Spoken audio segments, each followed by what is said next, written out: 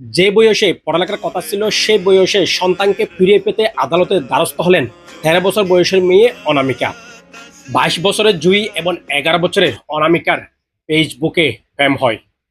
ঠিক যখন 12 বছর বয়স অনামিকার, ঠিক সে সময়ে বিয়ে হয় তারা দুজনের।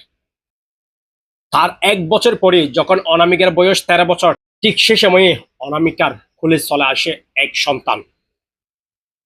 এরপর থেকে শুরু হয় নির্যাতন।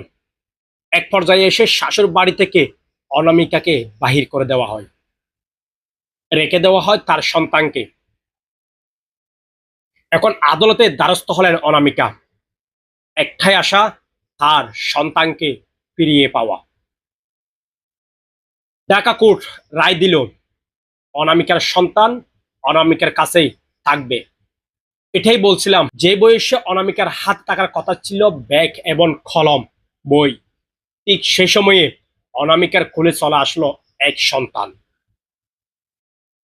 বয়স কম হলেও যখন সন্তানের জননী হয়ে গেলেন, ঠিক তখনই তার সন্তানকে ফিরিয়ে পেতে আদালত চত্বরে উপস্থিত হলেন অনামিকা।